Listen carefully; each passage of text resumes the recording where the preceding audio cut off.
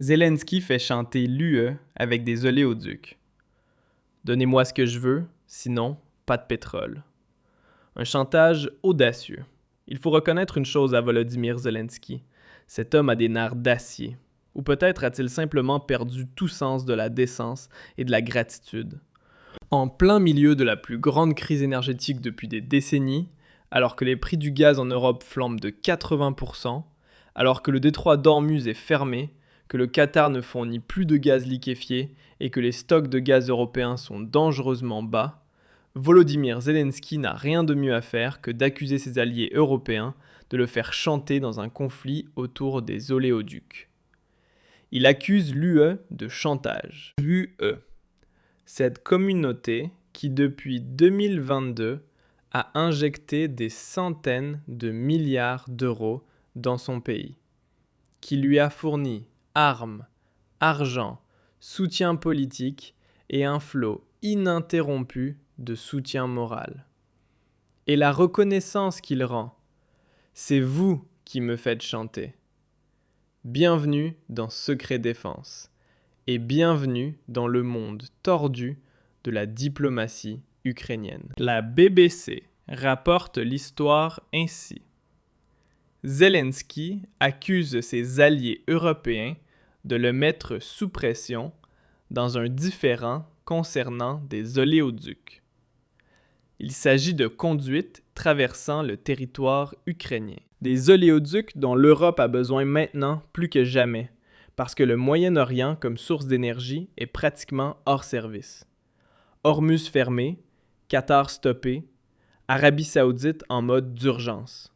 Et que fait le président ukrainien avec ces oléoducs vitaux pour la survie de l'Europe? Il ferme le robinet ou menace de le faire? Le message, même emballé dans un papier diplomatique élégant, est clair.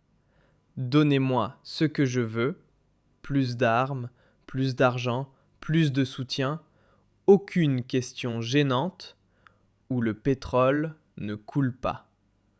Ce n'est pas de la diplomatie, c'est du chantage. Et le plus pervers, il accuse l'UE exactement de ce qu'il fait lui-même. C'est tellement audacieux qu'on en resterait presque bouche bée, si ce n'était pas si dangereux. Depuis le début de la guerre en Ukraine, l'Europe a investi plus de 200 milliards d'euros dans le pays. 200 milliards, ce ne sont pas des aumônes. C'est une somme astronomique sortie directement des poches des contribuables européens. De vos poches. Des armes ont été livrées. Des chars, de l'artillerie, des munitions, des systèmes de défense aérienne. Des milliards d'euros d'aide directe, des couloirs humanitaires, l'accueil de réfugiés, un soutien politique dans toutes les instances internationales. Les citoyens européens ont payé depuis 3 ans des prix de l'énergie plus élevés parce que les sanctions contre la Russie devaient être maintenues. Les industries européennes ont perdu des contrats et des marchés. Les foyers européens ont grelotté durant l'hiver 2022, faute de gaz suffisant. Tout cela pour l'Ukraine. Tout cela pour que Zelensky puisse mener sa guerre. Et qu'avons-nous reçu en retour?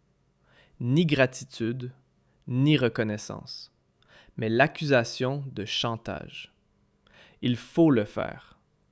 Et l'Europe? L'Europe avale tout cela sans broncher. L'Europe accepte comme si c'était parfaitement normal que le bénéficiaire de centaines de milliards d'aides dicte ses conditions aux donneurs. Comme si c'était évident qu'un pays dont toute la guerre dépend des armes et de l'argent européen ose formuler des exigences au lieu de dire merci. Les contribuables européens, donc vous qui regardez ceci en ce moment, ont payé pour cette guerre. Avec des prix du gaz plus élevés depuis 2022, avec des milliards d'aides directes, avec une économie qui gémit et ploie sous les sanctions. Et quelle est la reconnaissance? Un président ukrainien qui utilise les oléoducs comme levier et qui, en plus, prétend être victime de chantage. Il faut vraiment un type particulier de culot pour dire cela face à une caméra avec un visage sérieux. Le timing de cette manœuvre est tellement cynique qu'on en rirait presque, si les conséquences n'étaient pas si dévastatrices.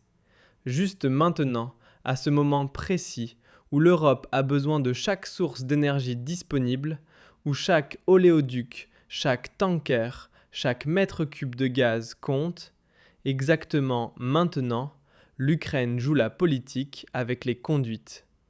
Le détroit d'Ormuz est fermé. Le Qatar ne livre pas. Le gaz russe coule à peine. Et le dernier itinéraire restant à travers l'Ukraine devient un pion de négociation. Un levier pour extorquer plus d'armes, plus d'argent et plus de soutien inconditionnel dans une guerre que l'Ukraine ne peut pas gagner militairement, mais qu'elle refuse également de terminer. Petit aparté, notre portée est limitée. Un abonnement, un like ou l'activation de la cloche peuvent aider à ce que ce type de contenu ne disparaisse pas. Et que disent les gouvernements européens à ce sujet ? Que dit Merz ? Que dit la Commission européenne ? Que disent les grands hommes et femmes d'État, ceux qui, à chaque occasion, soulignent l'importance de la souveraineté européenne et de la sécurité énergétique ? Rien, absolument rien qui s'approcherait ne serait-ce qu'une réaction appropriée. Merz se tait, comme il le fait toujours lorsque la situation devient gênante. La Commission européenne produit des communiqués de presse tellement mollement rédigés qu'il n'arriverait même pas à déchirer une feuille de papier. Personne, vraiment personne, n'ose dire au président ukrainien clairement et directement « Tu dépends de nous, Volodymyr », pas l'inverse. Sans les armes européennes, ta guerre serait terminée depuis longtemps. Sans l'argent européen, ton économie se serait effondrée complètement. Sans le soutien politique européen, tu serais seul. Alors arrête de mordre la main qui te nourrit. Mais bien sûr, personne ne le dit, parce qu'il faut montrer de la solidarité, parce qu'il faut rester unis, parce que dans cette logique politique absurde, on n'a pas le droit de critiquer un homme dont le pays a été attaqué. Même lorsque cet homme se comporte comme quelqu'un qui, dans un restaurant, commande le plat le plus cher, puis insulte le serveur parce que la serviette n'a pas la bonne couleur. Et en même temps, et ça pourrait bien être la nouvelle la plus importante de la semaine, Zelensky annonce lui-même que les États-Unis ont proposé des pourparlers de paix trilatéraux. Russie, Ukraine et Amérique autour d'une table aux États-Unis. La semaine prochaine. Réfléchissez-y. Des négociations de paix, des discussions, des compromis. La possibilité de mettre fin à cette guerre qui a coûté des centaines de milliers de vies et ruiné économiquement l'Europe pourrait enfin devenir réelle. Cela pourrait être le début de la fin. Seulement si Zelensky joue le jeu. Et c'est là que réside le véritable problème. Celui que personne n'ose formuler car il ne correspond pas au récit officiel. Zelensky ne veut pas de paix. Pas maintenant, pas dans ces conditions, peut-être jamais. Car la paix impliquerait qu'il fasse des compromis, qu'il renonce officiellement à des territoires qu'il ne contrôle de toute façon plus depuis des années, qu'il se présente devant son peuple pour dire « Nous n'avons pas gagné ». Et il ne peut pas le faire, parce qu'au cours des 3 dernières années, il s'est tellement enfoncé dans le récit de la victoire totale et inconditionnelle que chaque compromis, chaque concession, chaque geste de recul apparaîtrait comme une défaite personnelle. Alors, il continue à se battre, utilisant l'argent européen, les armes européennes et les oléoducs européens comme levier de pression. Sarah Wagenknecht a résumé cette semaine dans sa newsletter la situation avec clarté et précision. Elle demande « Arrêt des livraisons d'armes ? Solution diplomatique avec la Russie ? Désescalade également dans le conflit iranien. » Elle fait partie des rares politiciennes allemandes à dire haut et fort ce que des millions de personnes pensent mais n'osent pas exprimer. Cette guerre n'est pas la nôtre. Et nous devrions cesser de la financer aveuglément, tant que Zelensky n'est même pas prêt à négocier sérieusement la paix. L'AfD dit exactement la même chose depuis des années. Diplomatie plutôt qu'armes, négociation plutôt qu'escalade. Et pour cela, comment ont-ils été traités ? De pro-Poutine, de parleurs de paix naïfs, de traîtres à la communauté des valeurs occidentales. Mais maintenant, alors que même Trump propose des pourparlers de paix, je vous le demande franchement, qui avait raison? Qui a dit depuis le début qu'il fallait parler avec la Russie au lieu d'envoyer toujours plus d'armes? Petit aparté important. Si tu crois que l'État te protégera lors de la prochaine crise, regarde autour de toi. La vérité, c'est que tu es seul, et si tu n'as pas de plan, tu seras dépassé. C'est exactement pour cela que nous avons développé le système de préparation aux crises. Mon cours complet, étape par étape, pour protéger ton argent, ta liberté et ta vie avant qu'il ne soit trop tard. Le lien est dans la description. Et soyons honnêtes, si tu ne comprends pas ça en 2025, tu commets l'une des plus grandes erreurs de ta vie. Vous savez ce qu'il y a de plus fou dans toute cette histoire?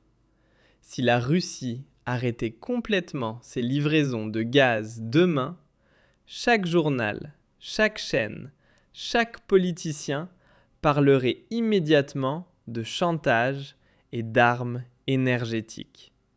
Si la Russie ferme le robinet, c'est un acte de guerre, un crime, une menace contre la sécurité européenne. Mais si Zelensky utilise le même robinet comme levier de pression, alors, qu'est-ce que c'est?